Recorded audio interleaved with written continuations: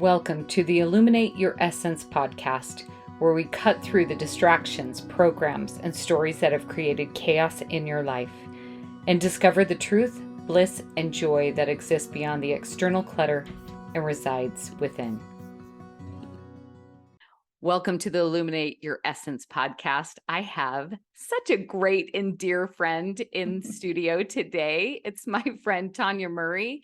We've known each other for a little while now and watched each other transition to so many different phases in life. She is a life coach. She is the host of Functioning Hot Mess podcast. Maybe you've heard of it before. I bet you have. And if you haven't, make sure you go check it out. Tonya, thank you so much for being on the show. Thank you for having me. I'm so excited.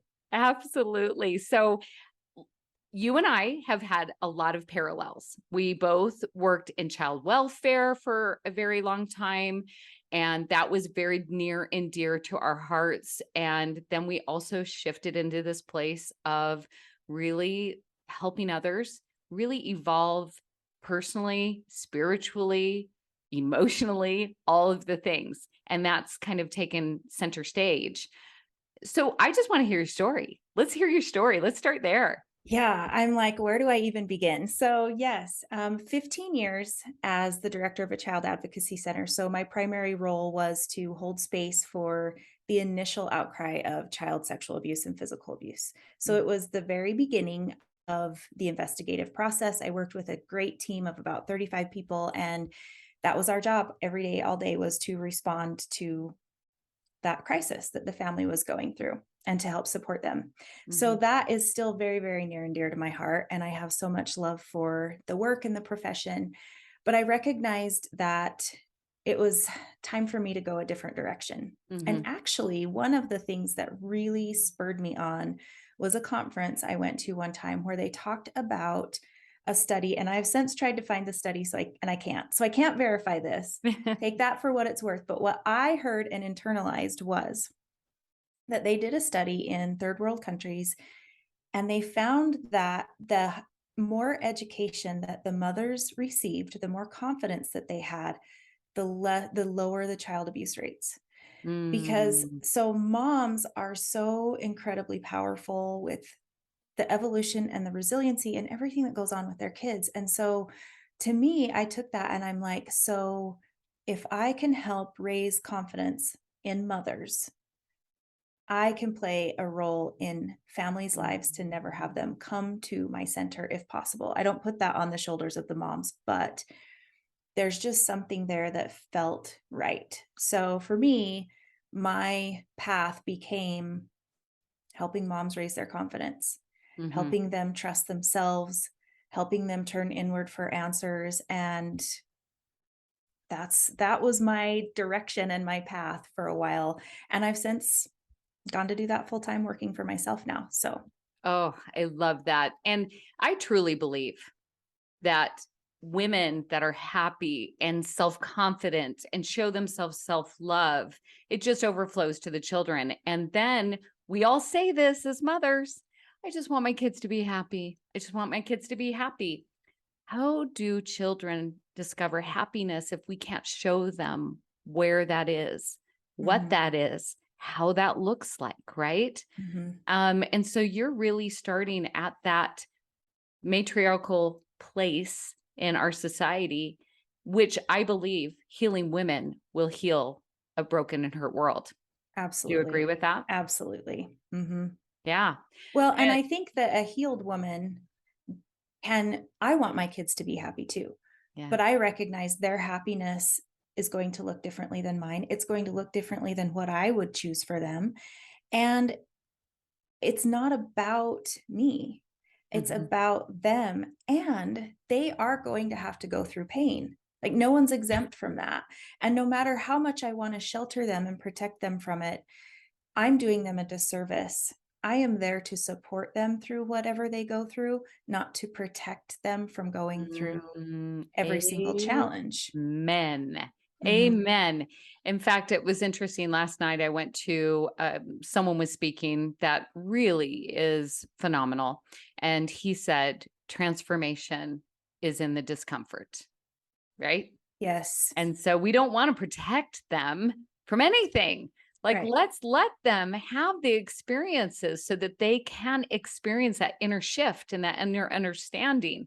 The more we protect them, the less resilient they are, the less Mhm. capable emotionally for them to handle things that are going to come their way, whether we block it from them or not. Right. Mhm. Absolutely. So, And yes, there is still a level of protection that we give them, the physical protection, mhm. but we try as parents to not allow them to have any kind of difficult moment, like everybody gets a medal for participating, like that type of thing, because we don't want someone to feel bad. And while that's so kind, that's us speaking from our experience, our trauma. And we're assuming that our kids are going to have a negative reaction to that. We're not giving them an opportunity to show up as themselves and learn. Yes, yes. And I think it's a trap that women fall in really, really easily, that codependency. I'm going to save you. I'm going to take care of you. Nurturing goes beyond just helping them physically, but we think that we need to make decisions for them. We need to have such strict boundaries. Let me see your phone. I want to check all your messages. I want to see everything that's going on because if I can control it, I will allow you to avoid pain. And And what yet, that yeah, so what that really is me mhm. as a parent saying, "I can't deal with you having pain." So, it's Yes. really like on the surface level, we're trying to protect them, which is Yeah. true, but deep down, it's, "I'm a hot mess. I can't deal with my own emotions, let alone yours, so you're not allowed to have an emotional Yeah. problem because what am I gonna do about it?"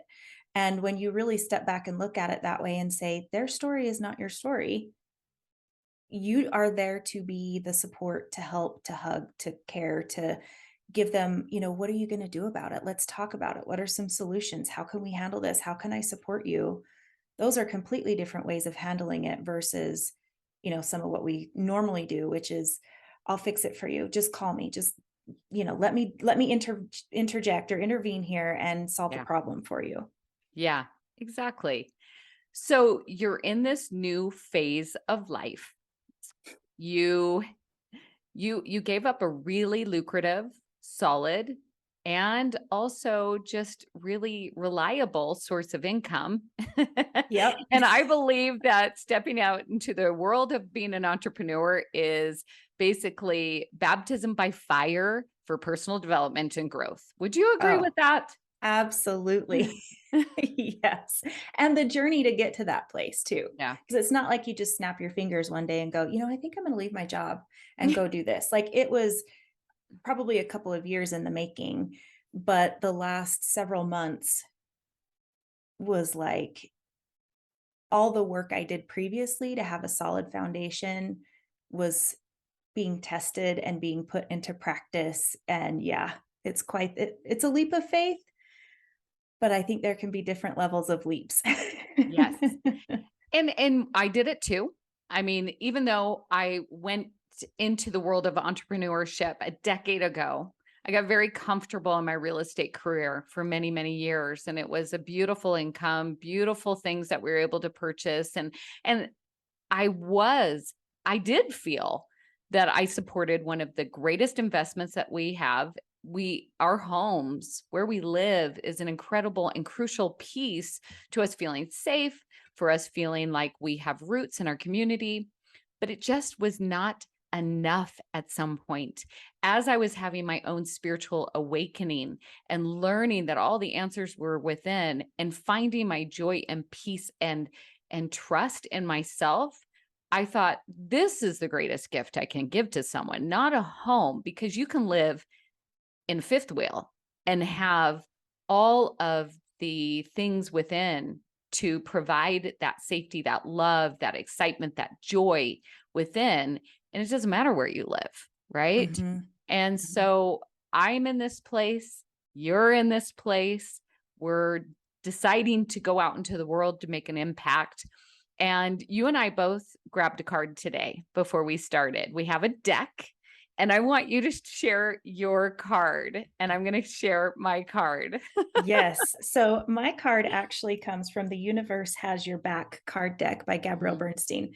And it is, "My happiness is a direct reflection of my level of faith in the universe." Oh, Uh-huh. And that is like, I I feel that to the Hmm. soul. Hmm. Like the more I have strengthened that spiritual relationship to me, I do use the word the universe, so it's really aligned. But the more I have that, the more happy I feel, the more joy I feel, the more trust I have in my endeavors and moving toward joy. Hmm. And when I step into fear and I have those moments of fear, when I tap back into that faith in the universe, it's like, okay, I'm solid. So to me, I was like, Hmm. yes, that's my And card. really, you have to have that trust in order to take that leap of faith. I Yeah. mean, it's not like you have other people you can support. Same with myself with the bills and the day-to-day things that we all have to experience. We all need to buy food. We all have bills. And Mhm. so to have that leap of faith and trust, it really is saying, okay, universe, I know you have my back. And I Mhm. know that you're going to be there to catch me because I trust you enough and my heart is leading me to this. And I mean, I'm trusting that you'll do this. And Tonya, you have literally surrendered. Mhm.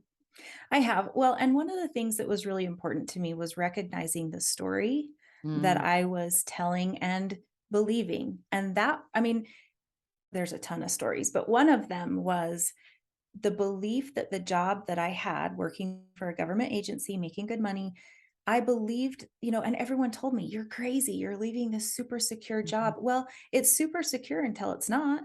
Yeah. I mean, rationally, that job is going to continue, most likely, but Mhm. you never know. You never know when that rug will be ripped out from under you. And that solid story that you were telling yourself that in this career, I am safe can change in the blink of an eye. You get a different supervisor, you get a challenging coworker, pick one. There's a million of reasons in which your job can go from top of your game to you're at the bottom or you're fired. Like you just don't know. And I actually like watched that happen with a couple of people who were in these really secure jobs. And I'm like, Mhm. wow, like I never in a million years would have seen that coming, and neither did they. So it really showed me that this foundation that I believed at that time, that story was placed on other people. It was Mhm. placed on other people's beliefs, other people playing according to my rules in order for me to remain in that level of security. And I was like, why am I relying and everything is built on something else. I could exponentially grow if I rely on myself and my universe. Mhm. Oh, so beautiful. And yet, we had a discussion before we started recording. It doesn't come without our own transformation and discomfort. Oh yeah. Right? So my card, I was sharing with Tonya that especially since I launched my video and a lot of the vulnerable things in my life that, the old ego comes up.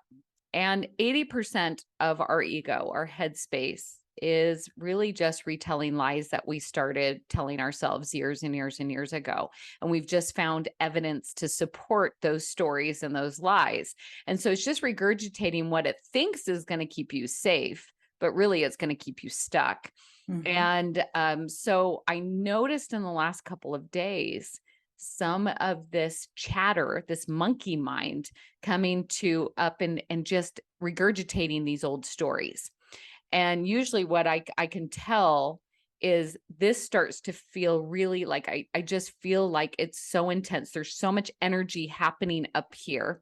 And then my heart is trying to tell me something different. Tell me the truth. Tell me what's really accurate. And there's a little bit of chaos happening there until I can step back and be the observer. And then I go, oh, that's what that's teaching me. How interesting. And so my card was not a surprise. I'm going to have to get my glasses out because, That's the age I am. And I keep thinking that I can read without these, but it's not true. So this is from the Divine Feminine Oracle. I love this one. I remember you said you loved this one too. It's from Megan Watterson. And it is, I'm not going to say that right. Like Mashig Labdron. I don't even know. That sounds good to me. Okay. The Diamond Hearted Dakini. I see the light in my own darkness. I face my ego beliefs to feel free. You can't make this up. We were talking about it before we got on and it even drew these cards. And here we are. And it says, she knew from Mashig's perspective as an enlightened female, she knew the difference between a god and a demon had to do with our reaction to them. Those who cause us pain, she explained, also teach us patience, whereas those who bring gifts can distract us from our spiritual paths. No one and no single situation has the power to derail us. That is, unless we let it. The power rests within us. So I know it.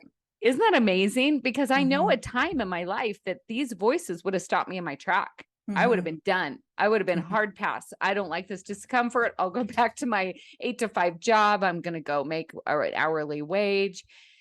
And now becoming the observer, I can say, isn't that interesting? Isn't that interesting that that would come up? Do you get these same experiences, Tonya? Do you get the ego continuing to give you opportunities to reflect on what's true and what's not?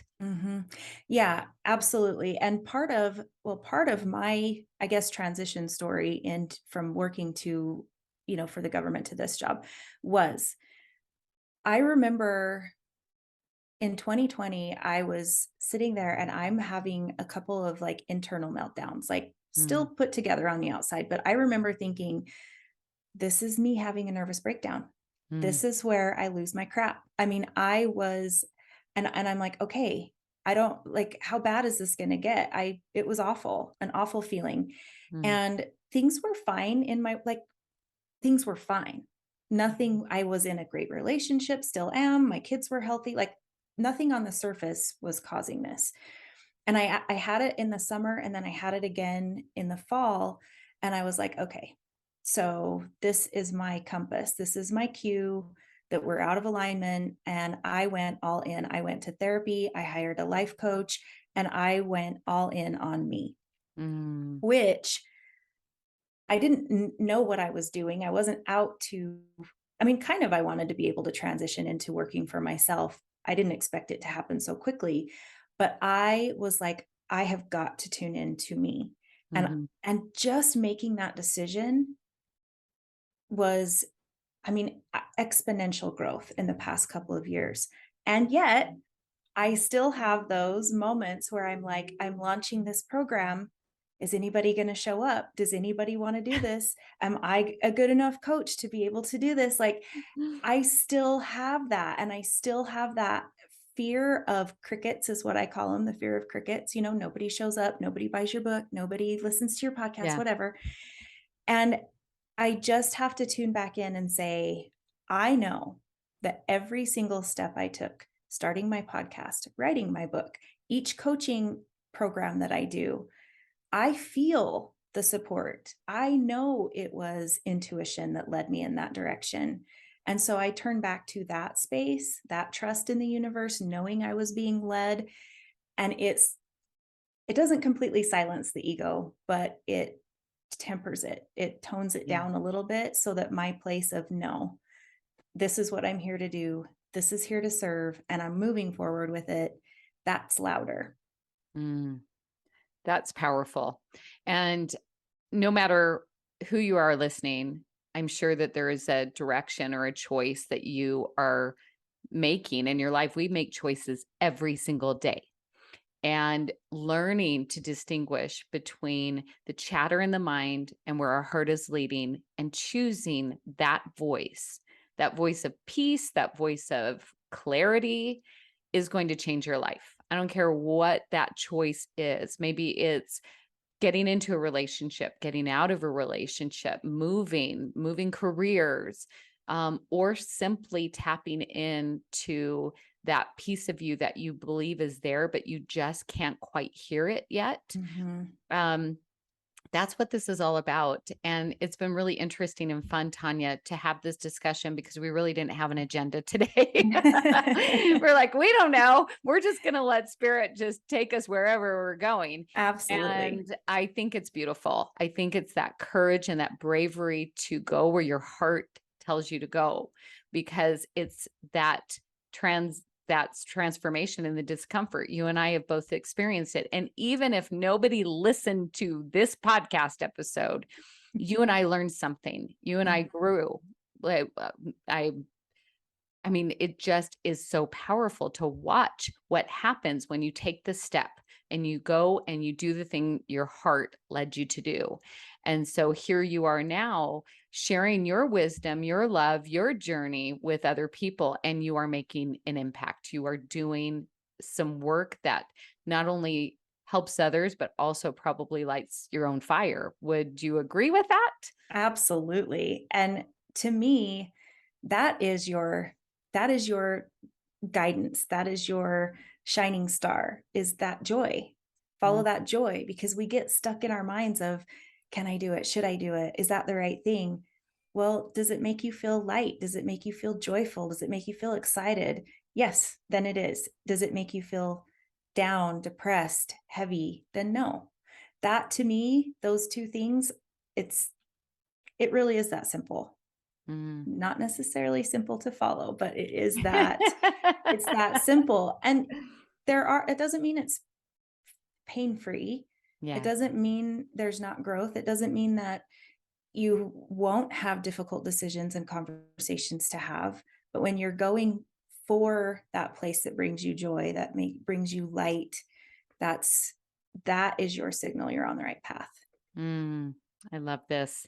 So, Tonya, I know that there's going to be several people out there that are saying, "Oh, I really want to find Tonya. She is speaking my language. I love her energy. I love what she's saying. And I think that she could really help me, whether listening to your podcast or working with you individually or in a group." So, how do they find you? Find me on Instagram. That's the best place to connect with me. And that's tonya.murray.coaching on Instagram.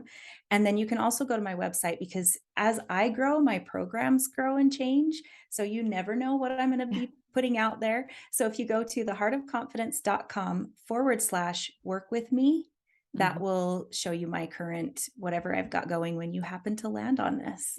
Oh, thank you so much, Tonya. I so appreciate you being here and sharing your heart and your wisdom. It's been a beautiful conversation, and I know that I learned a lot by just listening to you. I did too. And I appreciate the opportunity. This has been so fun. Absolutely. And just a reminder out there, we do have a growing community called Time to Heal. And I would love to have you come and be with us in that sisterhood of love that's on Facebook.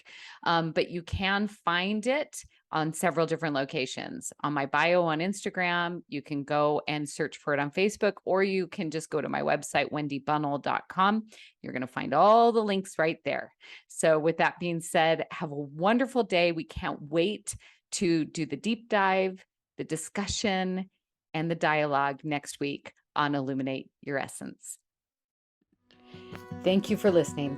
I invite you to continue the dialogue, the discovery, and the deep dive on Facebook, Instagram, and YouTube. Also on my website. Feel free to download your free copy of the 5 Steps to Discovering Your Inner Voice and begin your journey of discovering the truth within today.